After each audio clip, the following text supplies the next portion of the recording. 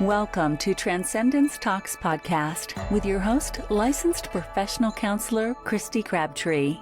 Join us as we build the bridge between psychology and spirituality and discuss psychology for the soul.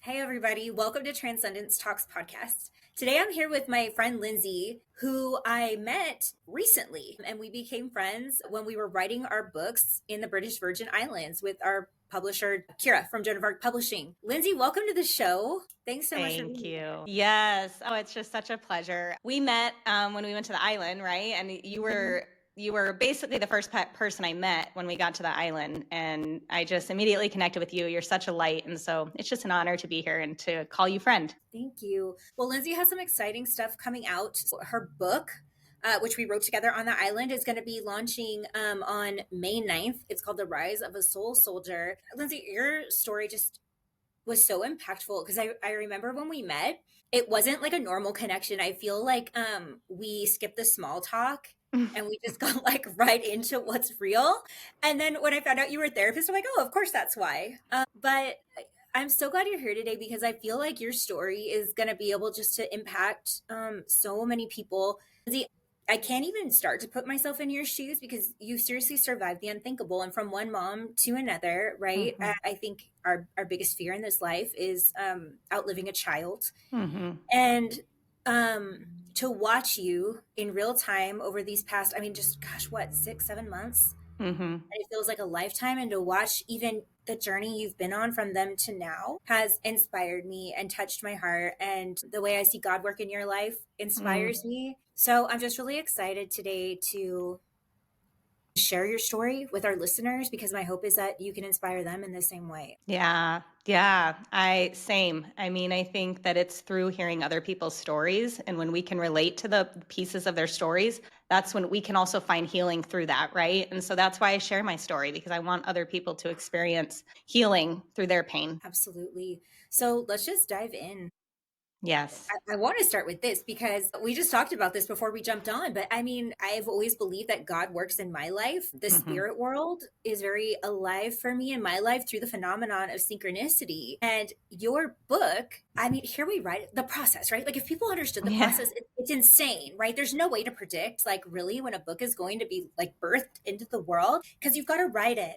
And then we sit, right? We take time and we sit with our publisher and we read through it and we perfect it. And then it goes into editing and then we're given this timeline and then formatting. And then finally we get a copy of our book and we get to approve it after we've held a tangible, solid object that's come from here and we've taken and brought it our side and we approve it and then it gets released. And everybody's books from the island have been released at like pretty vastly different times, but your book is actually coming out on the transition date of your son on May 9th.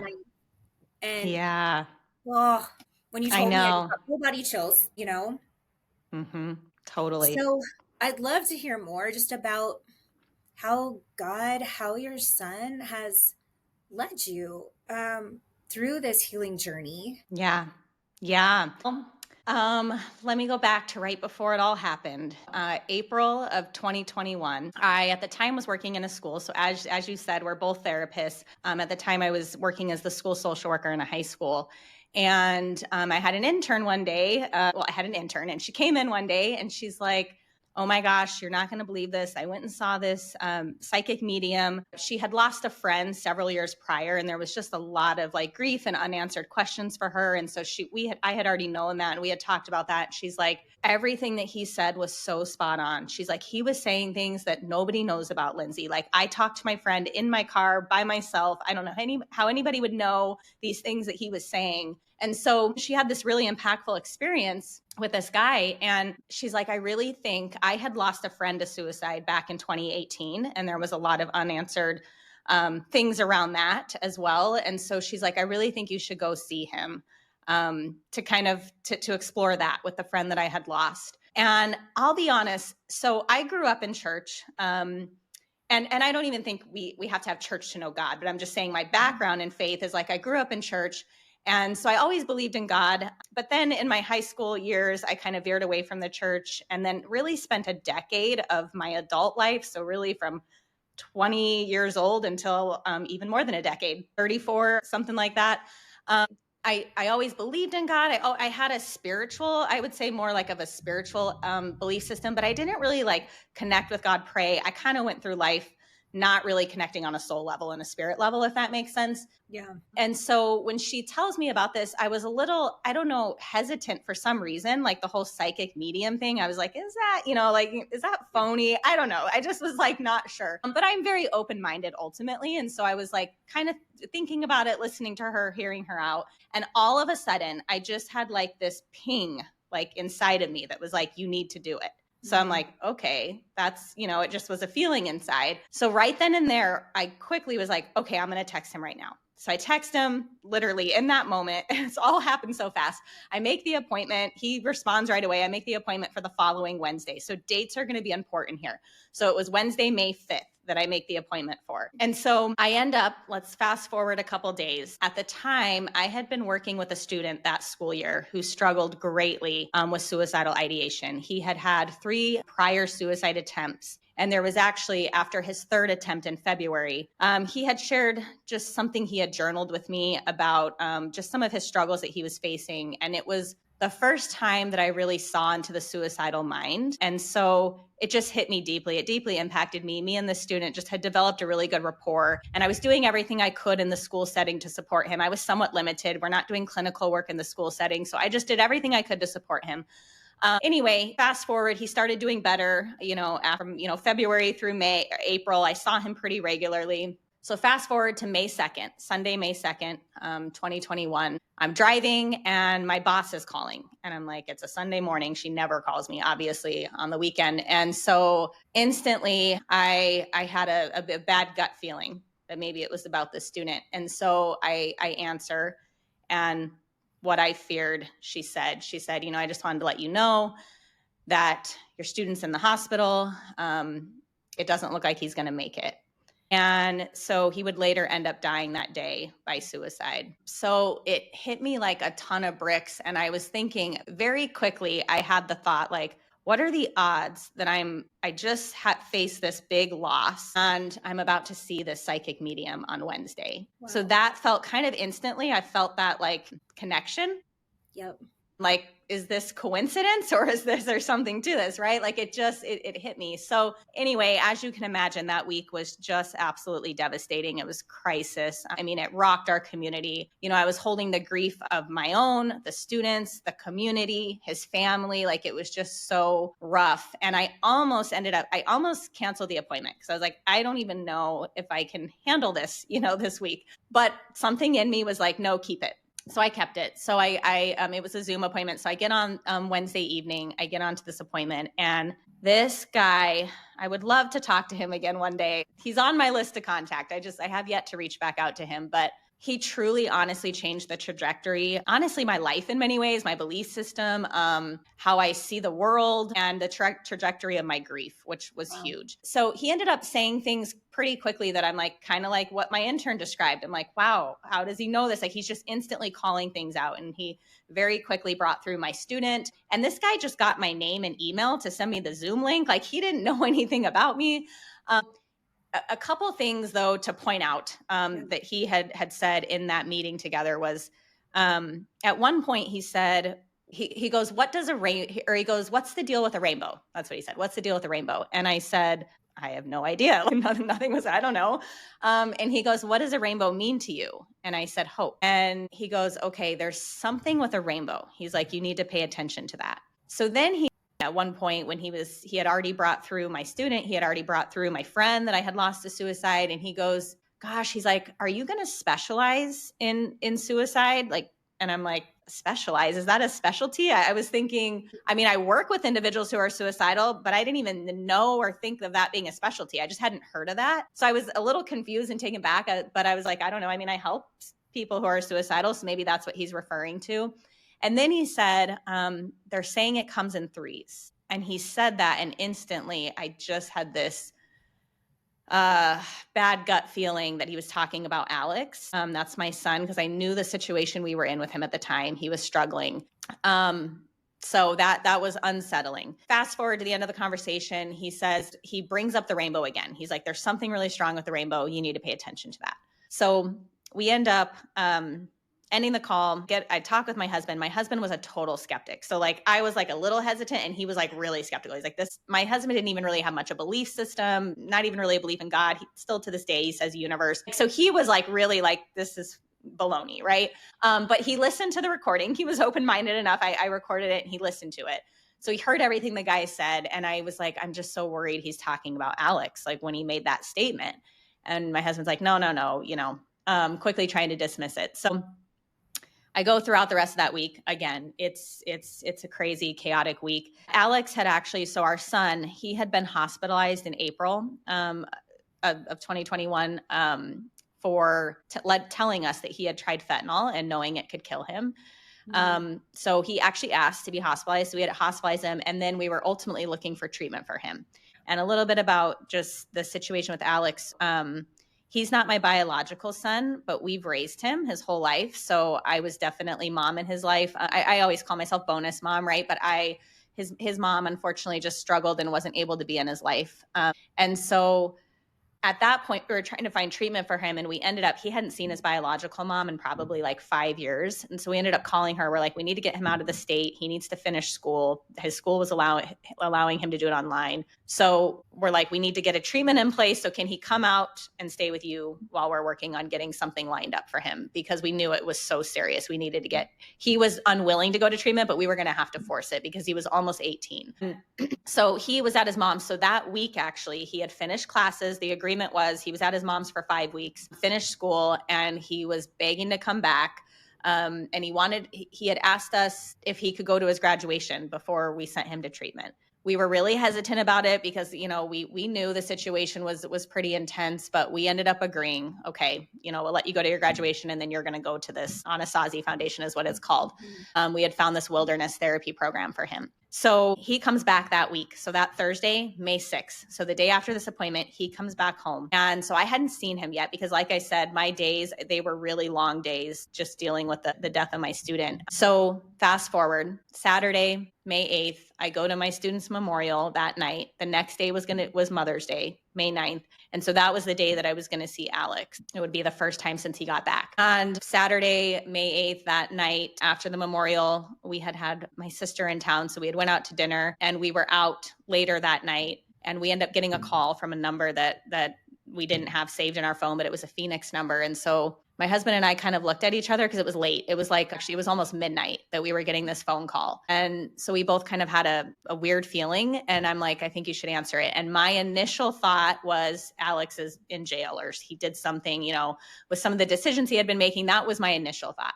And so Matt answered the phone, and I just watched the look of horror take over his face. I mean, his mouth dropped to his chest, and he grabbed his head and he just darted out of the restaurant. I froze. I totally froze. And instantly that look, I knew. Then my thought was, he's dead. My sister's sitting at the table, and she goes, same original thought that I had. She goes, do you think Alex is in jail? And I said, no, I think he's dead. And she goes, well, are you going to go? Are you going to go help Matt? And all of a sudden it just like I said, I had froze. And so that kicked me into gear, and I ran out of the restaurant. Well, we would find out that yes, he had been brought into the hospital and he had no pulse. And we would later lose him that day, Sunday, May 9th on Mother's Day, to a fentanyl overdose. So yeah, hard. Do you feel, right? I guess maybe you know the answer to this, maybe you don't. Mm-hmm. Was that intentional, choosing Mother's Day for him after not seeing his mom for all that time? And then, so that's interesting you say that. I don't think, so later we found, because there was a lot of, we were lied to by his friends about what happened. There was just so much that we ended up piecing together later on down the line. So we didn't have all the details right away, even surrounding that night and what happened. Once we finally started piecing things together, it appears like it was not intentional. He had took a pill, and because the levels in his system in the autopsy report were actually below what they consider overdose range, we actually think what happened was, because when we got to the hospital, we saw him, they were suctioning a lot of, he had aspirated a ton. So they were suctioning a lot out of his lungs. And so I actually think what happened was he was on his back, passed out, threw up, aspirated, and that's actually what I think ended up causing the issues. And there's a whole thing around the situation where his friends were scared to call 911, I guess. Again, they never told us this. We found this out. And so they wasted like 45 minutes to an hour trying to get him to the hospital themselves. And it was too late. So they did revive him. He was on a ventilator for the whole next day, but they were like, he's got no brain activities. Wow. We ended up having to take him off the life support. That moment at the restaurant, I mean, as you're describing it, it's like so tangible.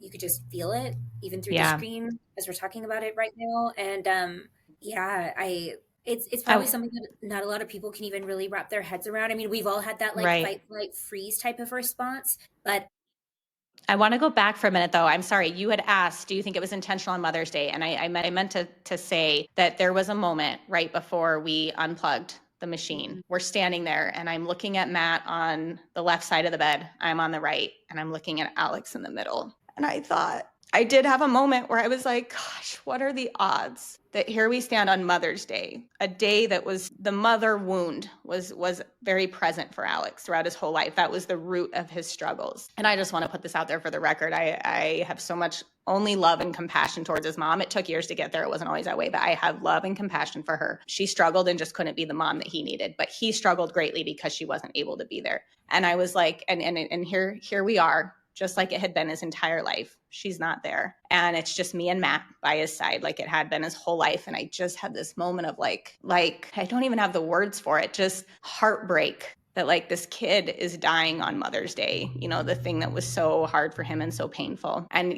so it hit me. It hit me, the meaning of that day and the fact that that was the day that he was leaving this world. And that's what it feels like, almost like if it wasn't Alex's intention, it was almost like there was an aspect of his pain that was so, maybe he perceived it to be so unseen or so unnoticed or so difficult to move through that it's like, this is the universe's or his soul's way of just being like, and this is where the pain was. Because I feel like when we have this, agree. And this is generational trauma, and what you said about your acceptance and compassion for his mother, to me, I'm like, oh, Lindsay, that's really beautiful, because I mean, I know you, and I know that you're able to like really hold on to this aerial perspective of seeing what generational trauma does to a person and to families, and the way that the wound literally gets passed down until somebody is willing to do the work and heal it for the lineage. And that was Alex's work. And unfortunately, his soul chose a short path. But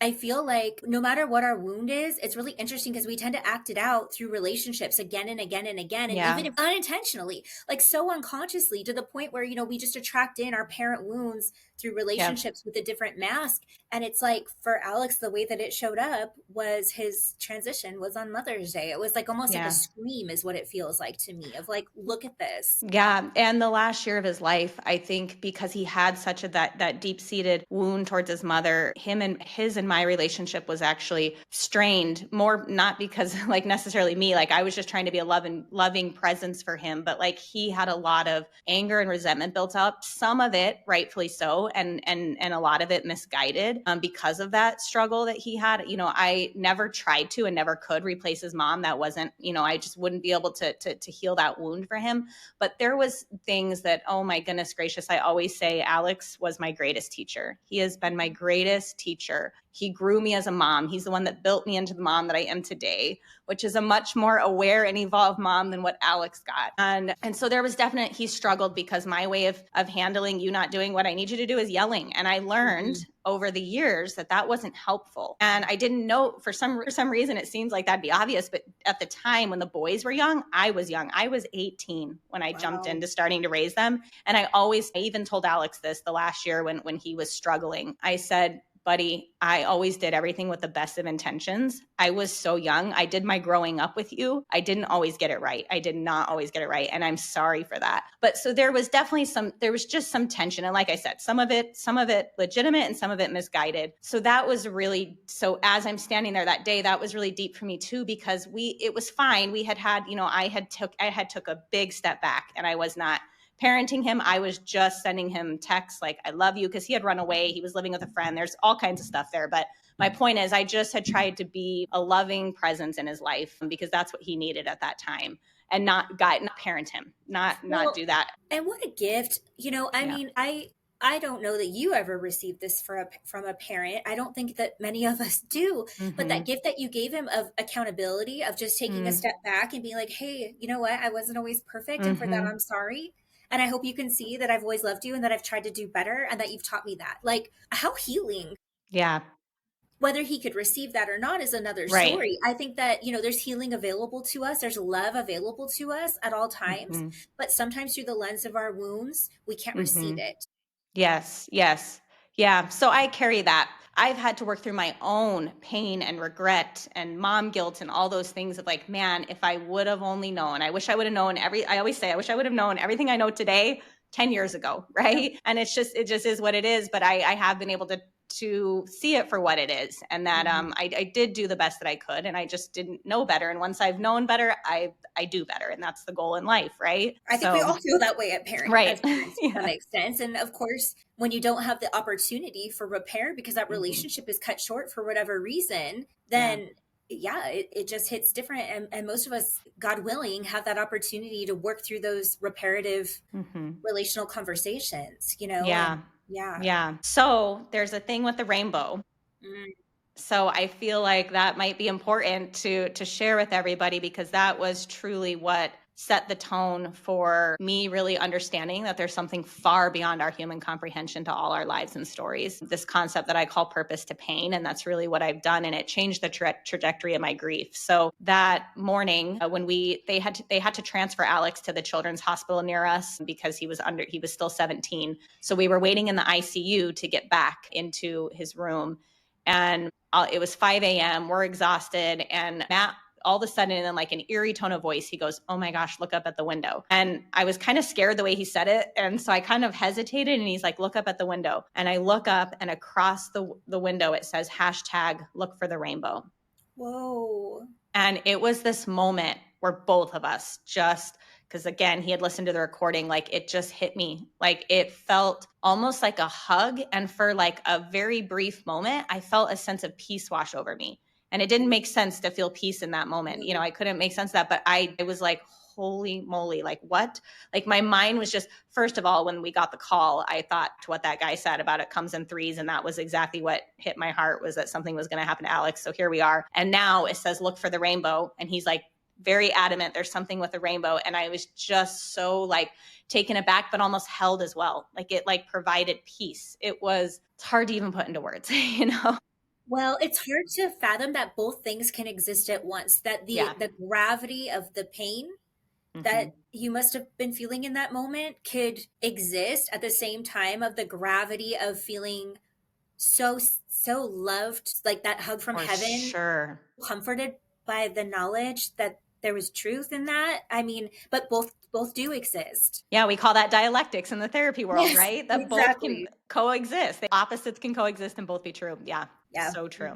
Wow. Yeah. So then I'll just tell you the few significant things from there, because it didn't stop there. So we would lose him later that day. And then the next day, my husband went to tuck our son, his younger brother, into bed. And when he pulled back the covers, and again, I mean, totally random, our son Austin had no idea the significance. He pulls back the covers, and there's a little piece of paper laying on Austin's pillow that says rainbow. And Matt was like instantly like, where did this come from?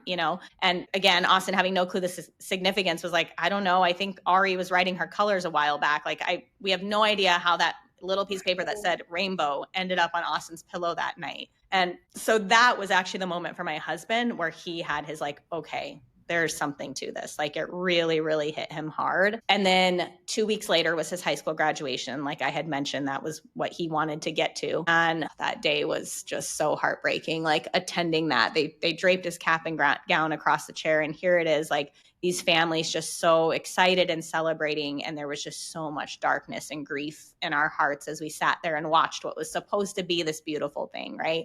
Again, it was just so rough. And so the next morning, my heart was heavy, and I went to pick up his cap and gown. And so I pulled up to a school, got out of the car. I'm walking around the car, and all of a sudden I'm just stopped in my tracks by this rainbow sticker that's in the back window of this car that I was walking around. And it just like held me. It was like another moment of just like holding me. And there I am feeling that love and peace amidst the deep heartache and darkness and struggle, right? And so it was so interesting. And then 2 months later, the night before Alex's 18th birthday, my husband and daughter saw a rainbow. That whole first year, there was like we only saw a rainbow in times of significance. So then, well, let's just mention that we live in Phoenix, Arizona.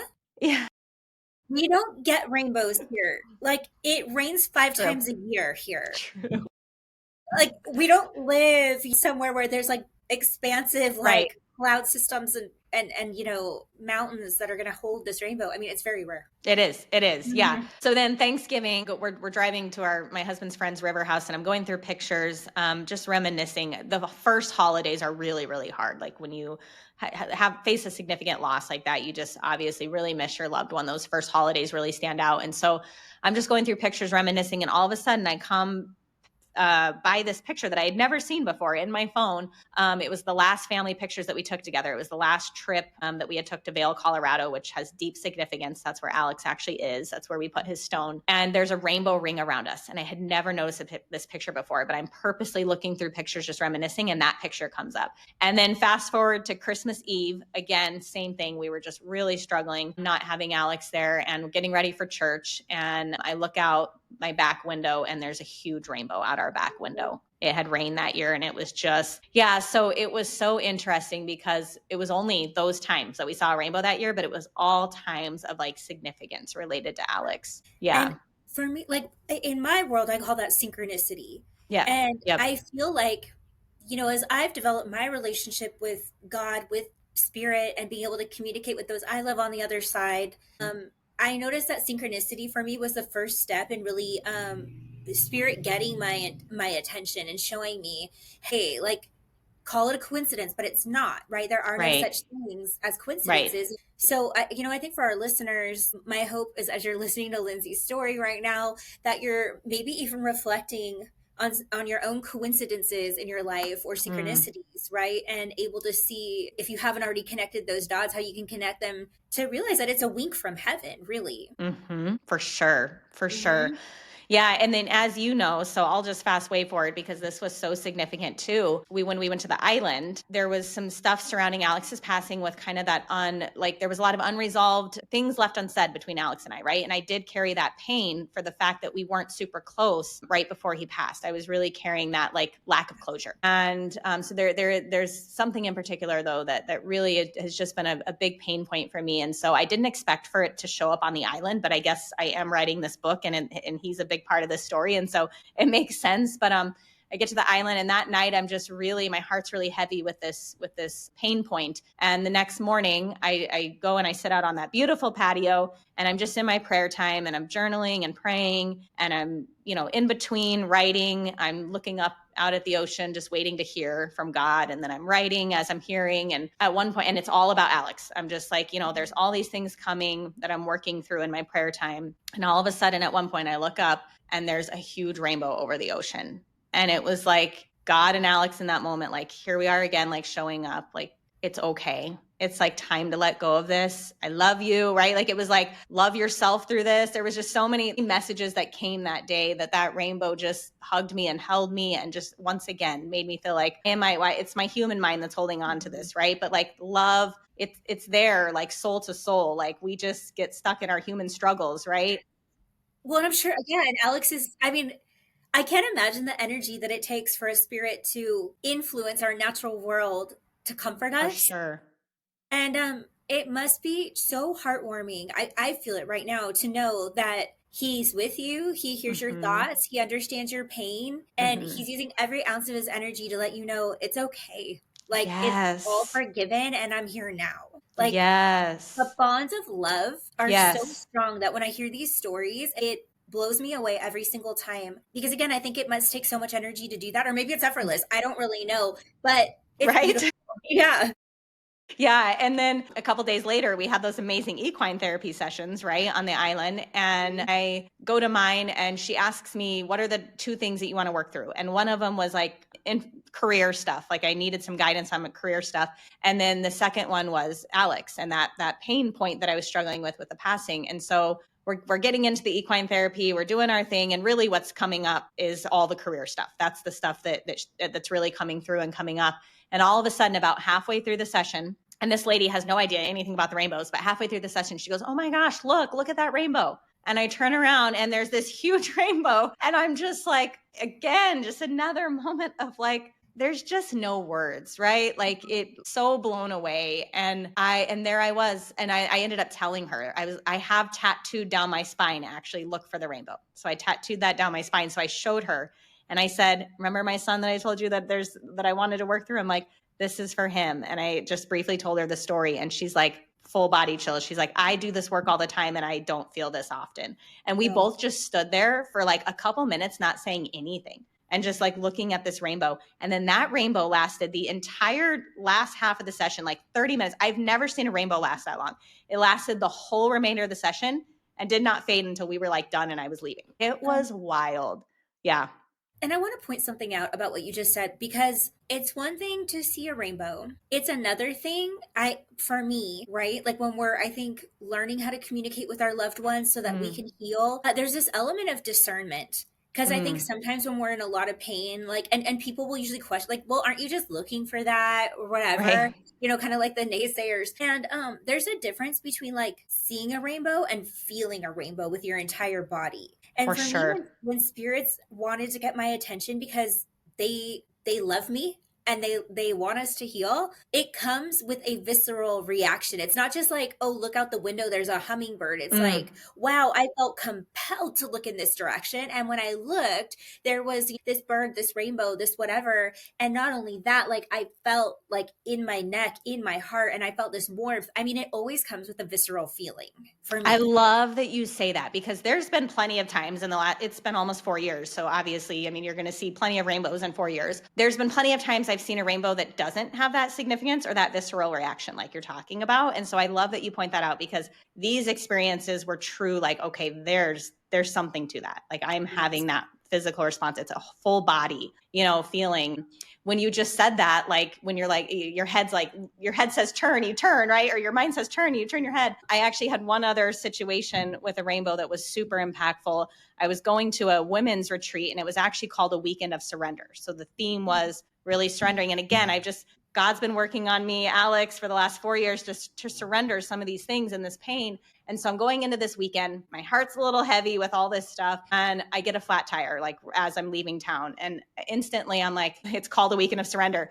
Okay, God, you're telling me to surrender like this, like, okay, you're telling me to surrender that we're starting out surrendering. So I did. I was like, instead of my initial reaction, which would have been to get irritated or annoyed and like set back, I was like, I'm just going to go with this. There's a reason for this delay, right? So I ended up having to go all over town. It delayed me like 4 hours, but I had a different feeling about it because I was working on surrender. I felt God like working with me on surrender right away.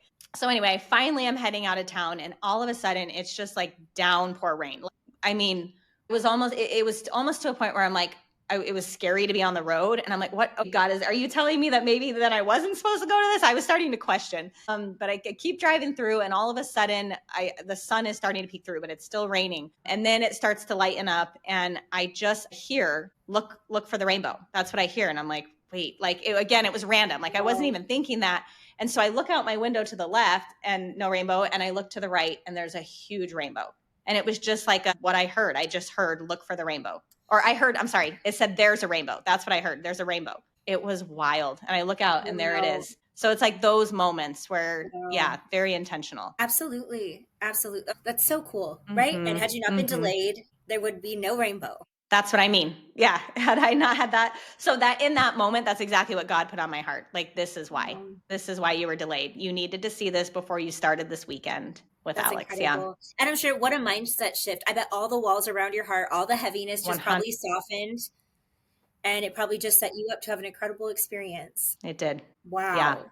Yeah. Wow. Yeah. So, gosh, there's so much, Kristy. I also, right before Alex passed away, like I had mentioned to you, I'd veered away from the church. And so I just didn't really have much of a relationship with God at that point. And I ended up the least suspecting person. So again, I just know it was God working, used my trainer of all people. He would never have a conversation like this to talk to me about this alpha group that he had just joined. So we were talking about spirituality and religion, and alpha is for people who are newer to the church and exploring Christianity specifically and have questions. It's for like atheists, agnostic, questioning, whatever. It's like that. So that's what alpha is for, is people to come and explore faith, ask their questions. And he's telling me about this group, and he's like, I really think you should join. And he was like adamantly encouraging me. And again, least suspecting person. And I'm like, so I was hesitant, and it took him a couple days. He worked at me. He had to work at me a little bit.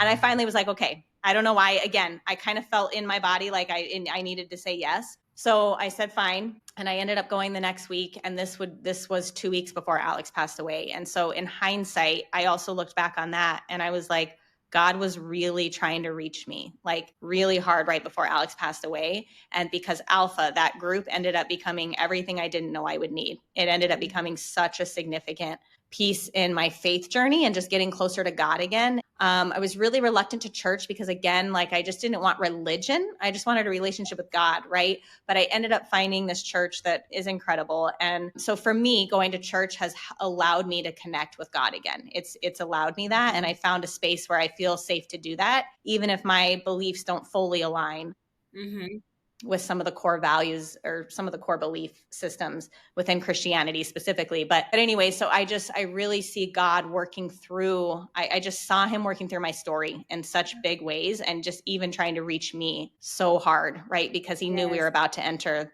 the most painful chapter of our journey this far. Absolutely. Yeah. And I think, Kristy, like the other important thing to point out is through all of this, you have to have an open heart, right? Because had I shut my heart off, had I closed out to all these things, like I think sometimes people are like, why am I not getting signs? Why am I not feeling this? And it's like, maybe reflect, like, are you open to it? Right? Because that is one thing that this experience, like instantly it ripped my heart wide open. Like instead of closing in and instead of becoming angry and resentful and like bitter towards God or people, or just, just keeping my heart closed, I like open my heart way up, and I'm like, this, Hold on. It says that it stopped recording on your side. I can edit this out, but it looks like it's recording. I've never seen that happen. Okay, so we just had the strangest thing happen as Lindsay is talking about having a heart wide open, surrendering, and then that being the bridge to help her communicate with her son. We get this really weird glitch that I've never had happen in all the podcasts I've recorded, where her side only stops recording and mine continues. I was just telling her, I don't know if we literally just got a hello from heaven that we need to share. I think so. We both felt that. So that was interesting. That was. Yes. Yeah. I'm like trying to, like, what are they telling us? What are they telling? But there was something in this podcast that's happening right here, right now, folks. I don't know. Literally right now. So if any of you have psychic gifts, abilities, and you have tap into that and share, feel free to comment. But I think we both just felt that because we both felt compelled to say that. So anyways. Yeah. Yes. Yeah, I guess we just need to pick up where we left off. So you were talking about surrender, right? Which, and my gosh, when we're in pain, when we're in suffering, I mean, I liken emotional pain to physical pain, where it's like when you're in physical pain, we just want to like hold ourselves, don't let anybody come near because it hurts too bad. And when we're in emotional pain, we tend to want to do the same thing. And sometimes that's okay for a little bit. But I love that you didn't throw the baby out with the bathwater as you're talking about like finding this church home. And I love that you were speaking to like, even though I don't feel like I align with every aspect, it brought me closer to God and it gave me what I need. That's a beautiful message in and of itself to me. And I love that you allowed yourself to say, yes, this hurts, but I'm going to continue to show up. Because I know that that's what will bring me closer to Alex, to God, to myself. Because trauma fractures us. It literally, a piece of us is too hurt, doesn't want to be touched, seen, witnessed, and sometimes it leaves. And when we can kind of like surrender and allow our community to kind of like hold that bandage and just show up for us, as hard as that is, ultimately, I think it's the best thing we can do for ourselves. For sure. For sure. And I think, there's, like you said, it's really hard to surrender, right? Like when it hurts, but I compared it to giving birth. So I talked about, I did this talk like a year after Alex passed away at this women's event. And I was explaining how, for those of you that can relate, giving birth is the most painful experience I've ever experienced. But on the other side of that was like the most beautiful gift. Right. And so I said, now I'm facing the most emotionally painful thing I've ever experienced. But what I have found is that on the other side of that is rainbows, right? There's beauty beyond the storm.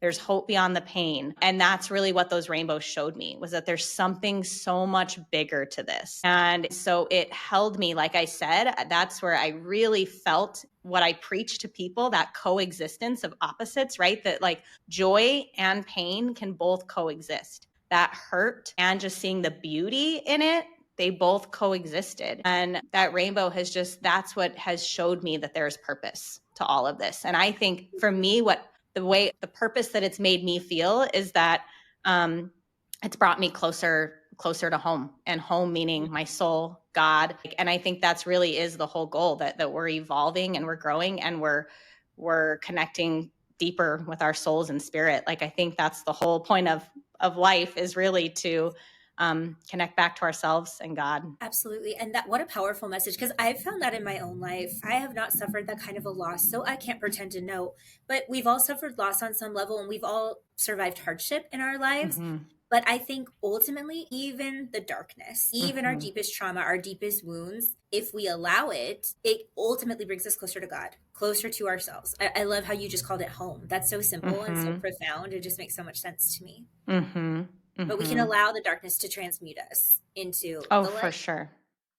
Yeah. It's like a womb. It's like this dark, like, I love that you likened it to labor, and it really is. It's like you're kind of just being held in that dark womb space and birthing yourself new. Yeah, totally. Yeah. And I've watched God do that for you. I mean, even in the short time I've known you, I'm watching God use you in the most beautiful ways. Yeah. Yeah. Yeah. And I think, again, that was kind of like my first realization, is like, wow, this opened me back up again and brought me closer to God again and myself. And that was huge. But also then being able to share my stories helps others who are in the depths of their own pain, and maybe they haven't been able to see beyond their darkness yet, or their cave. And so bringing light to those spaces, right? And hope beyond the storm, or, beauty beyond the storm. And so I think that when we walk through experiences like this too, we're supposed to share it with the world to help others heal, So there's so much purpose, honestly, to our pain when we really pull back and we get to this spot where we can see it. What would you tell listeners who are literally in the storm right now? And maybe they can't hear this message right now. It's too hard, or they don't know what the next step is to take, and they feel a little lost in it or confused. Yeah. First and foremost, I always say, love yourself where you're at. I think love is the ultimate thing, right? And if we are shaming ourselves for being where we're at, or feeling, upset with ourselves, right? That like, why can't I feel this? Why can't I see this? And so then we like shame ourselves in that. That doesn't help anything. We need to bring love to those spaces, and we need to bring light to those spaces. And so it first starts with just okaying it, like telling yourself that it is okay, that this is where I'm at, and just like loving yourself in that space, because love is ultimately what's going to start to open you up and bring a little bit of light into that space. And so I would just say, I see you. First of all, I see you. This has been a journey. And then even though I've done the work I've done, and I see the purpose and the pain, and I've been able to see like the hope and the light, doesn't mean I don't have dark days. Doesn't mean I don't have dark moments where I go inward and I'm like, dang, I'm in the middle of that cave again, right? And so I can't shame myself. I have to just like love myself in that moment too. So I would just, I would tell you to honor how you feel. Honor how you feel. It's okay. Love yourself in that space. And then it just takes a little bit of opening your heart to the possibility that there is something beyond your pain and beyond your darkness. And so I think that's the next biggest thing is, once you give yourself permission to be there, then open your heart up just a little bit and see what happens. Let God work through it, because he always will. And, I talked about this in one of my podcasts, but there is, just like there's a light force in this world, there's a dark force, and there's an enemy at work in our souls. And so recognizing kind of those two battles in life, like there's the light and there's the dark. And so that was helpful for me too. Like when I find myself getting stuck in some of those dark places, or those illusions of like, I'm not good enough, I'm a bad mom, right? Like stuck in some of those thoughts that take over, that try and bring me over to the darkness. I start to recognize that, like, wait a second, this is the enemy's work. I'm doing the light and love. Like I'm trying to focus on that battle, the ones that win and save and restore. So for me, that's helpful too, recognizing that there's a light force and a dark force. Absolutely. And trying to keep myself as much aligned with God, because that's what brings light and love. Yeah, there's like it reminds me of that old story about the man telling his grandson about the story of, this battle that went on forever between the two wolves, the white wolf and the dark wolf, and one was good and one was evil, and the little boy asked his granddad, well, which wolf wins? And he said, well, it's the one that you feed, right? And so yeah, that awareness of, do I attach to the thoughts that are dark, that are confusing, that are scary, coupled with this balance of recognizing they're also there to tell me something. It's like, because we don't want to bypass the darkness. Because again, for me, every dark thought, every fear, every insecurity that I've ever had in my own battle to heal myself, it's like, why am I so rooted in this darkness right now? And it's like, oh, there's a wound here. Yes. That needs to be opened, but I can't open it and look at it with the eyes of darkness. I have to open it and look at it through the eyes of like, how would God see this suffering right now? Through this like aerial perspective of like, how do I take this dark, icky, swampy corner and shine light on it and see, oh, these dark thoughts are coming from like a young part of me, a wounded part of me that needs to be witnessed, acknowledged, and seen and related to, maybe in the way that she wasn't related to at the time of that wound. Yes. From this perspective of like, how would God see this situation, or our higher selves, or whatever you want to call it, so that we can again like call that piece of us back home. Right? I love that. Back home. Yeah. Yes. Because illusion is separation. Illusion is that the darkness is separate from the light. Yeah. It's an absence of light because we're scared of it. Yes. Is it separate? No, but it can grow. It can become parasitic, I think. And that's where that darkness really can take over. That's where, the adversary comes in and is like, oh, you're feeding this wolf? Oh, I can leech onto that. I can grow. I can get some gnarly roots, and really grab a hold of you, and I can pull you down and host off of your energy.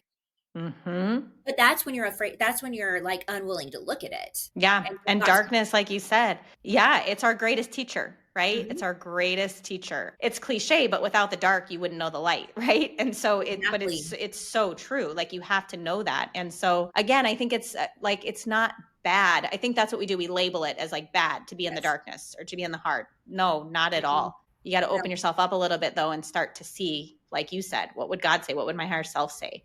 You got to call in that light, but but the darkness is going to teach you something. So it's okay to be there, right? The difference is don't stay stuck there. That's I think the huge thing.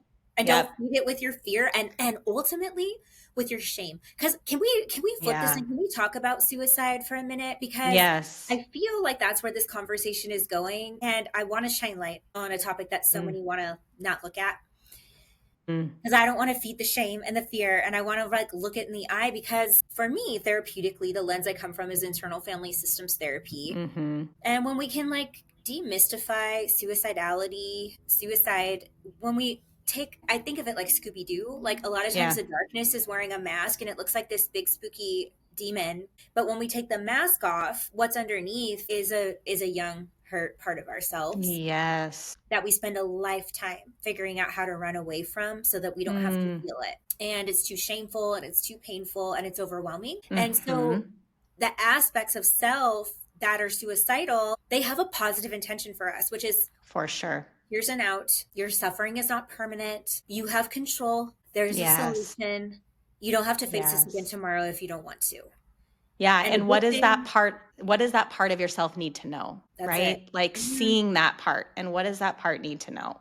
And how do we build a relationship with that young part of ourselves who was never nurtured by his mother, who now has trouble receiving that nourishment? It starts with us. Yes. We may not be able to receive that externally, but we can start to turn over that stone that we've been running away from and we've been so disconnected from. And we can go, okay, how do we slowly start to turn that stone over and build a relationship with the parts of ourselves that are abhorrent or shameful or however we feel about them, and recognize that they never were. That was just the programming that they picked up because they had to sacrifice themselves essentially and their own relationship to self to keep a connection to the parent that they felt rejected by or neglected by or whatever the situation was. And so in that rejection of self, we create a divide that just only grows as we feed that division, right? Exactly. Yes. What you're talking about, I actually love because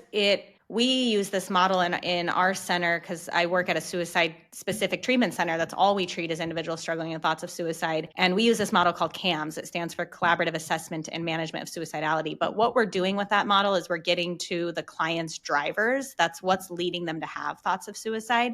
And then we're basing our whole treatment plan around that. And then we're pulling in other therapeutic modalities. So IFS, DBT, different modalities to address what are those client specific drivers. But I always say at the root of suicidal ideation is the desire to escape. It's escapism.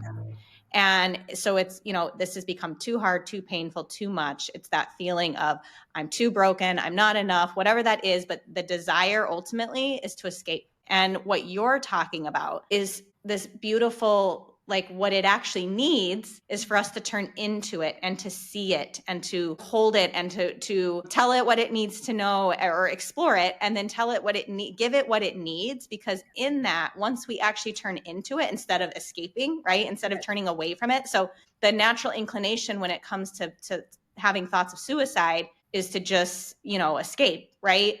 But what you're saying, the way to heal it is to actually see it and to give it what it needs. And I think that's really beautiful, and it takes a lot of work to help people get to that spot, right? Because it's hard to face. So again, like with all of this that we're talking about, it just takes a little bit of an open heart to like, maybe there is something more, like maybe I can heal from this, and you absolutely can. And I think that has to be the message. Like, man, I always say that people who have overcome suicidal ideation, addiction, they are warriors. I talk about this in my book. I think it's just like how we refer to people battling cancer as like strong and fighters and warriors. These people are true warriors. They're fighting a battle, the battle to live, to choose to live every single day when that darkness and those pain points are surrounding you and you just want nothing more but to escape it because it is so heavy and so deep and so dark. But to continue to choose to live and to hold on to life, I mean, that takes an insurmountable amount of strength. Absolutely. And so I think, first of all, the opposite of what we're talking, like shame, like people are typically, they feel shame for feeling that way, or they're shamed by society for feeling that way. Because there's also this misconception out there that suicide is selfish, like those sorts of things. No, it's actually the opposite. Like this person is so strong to continue to choose life and to choose another day. And so then when I've been able to see people overcome it, like truly get on the other side of it, I mean, there's just no words. It's incredible to watch them do that work and to stare it, that darkness in the eye, and to ultimately, instead of wanting to hit that escape button, to lean into it. And it is a spiritual battle fought on all levels. There are unseen forces at play in this battle, and there are seen forces at play in this battle. Yes. And oh my gosh, it is. I think it's like a privilege every day to sit knee to knee with people and to say, I'm not afraid of the dark. I'm going to walk here with you and I'm going to hold your hand. And ultimately, they're doing it alone. This battle is fought alone between them and them. But I hope that people listening hear this message that lean in to help. There are people who have walked this first, who have come before you, who know how to get on the other side of it, that can hold your hand in the dark because they've walked in the dark and they're not afraid of it anymore. For sure. And Kristy, I had this realization at an event we attended a couple of months ago together, where God put on my heart when talking about the root of suicidal ideation being escapism. He said, we need to be not so quick to want to hit the escape button and just hit the pause button. So instead of like the eject button, we need to be able to just learn to hit the pause button in those moments. Because sometimes you can get to a really dark moment, but it just takes a few minutes sometimes to just get past that really dark moment to at least continue to choose life. And so for those that really get to that dark moment where they might end it all, I'm like, we just need to be able in those moments to hit the pause button for a few. And that will save a lot of lives as well, Absolutely. So. Right. I mean, we prioritize so heavily, especially when we're burdened with shame, other people's expectations of us. Well, I don't have time to take time off of work to go seek help or treatment because then I'll be a failure even more. And I've already burdened my loved ones so much. Right. I mean, I see that as such a common thread in suicidality of people feeling like they're a burden. Or 100%. who love them. Yep. Yeah, because that was the messaging that they received in childhood. And so they project that Right. out onto all their relationships. And so Mm-hmm. it can be hard to hit that pause button, but I love what you said there because it is key. It's like, no, the truth is you're loved, that you're Mm-hmm. valuable, and that if you could just hit the pause button and say, I'm my first priority, that's the first Mm-hmm. step. Loving yourself enough to make yourself a priority. Because if you don't have your health, Mm-hmm. you don't have anything. So true. And you Yeah. can restore that with help. Yeah. Totally. Yeah. That's awesome. So how would listeners find you? Yes. Yeah. So I just, as Kristy was saying, my book launches May 9th. So The Rise of a Soul Soldier, you can read more about my story. And I talk it's all about helping individuals struggling with suicidal ideation, addiction, grief, these deep, profound struggles that we've talked about. So look out for that. I'm on Instagram. It's _soul_soldier. I just started my own podcast called Soul Soldier Speaks. And so you can find that. And then I'll put my website. I think you're going to put that in the show notes. So tons of ways to find me and connect with me. But man, I have a heart for the most hurting.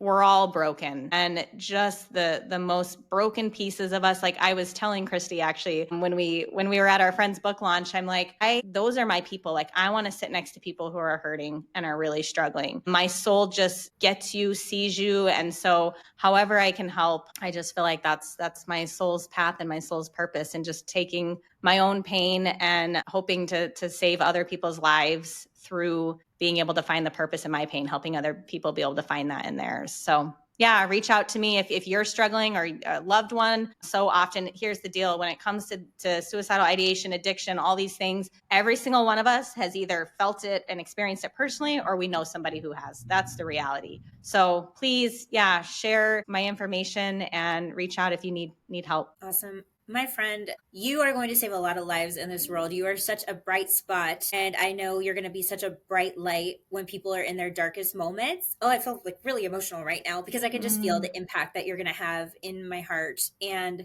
I'm just so proud of you. And I'm so grateful just to get to walk alongside you on this journey. Same, friend.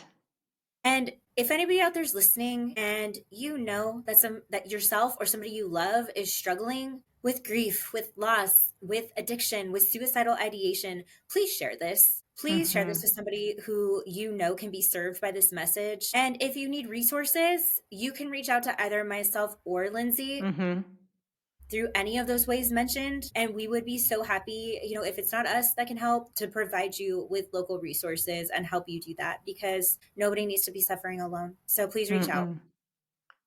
Thank you so much, my friend. All right. Yes, thank you. All Okay. right.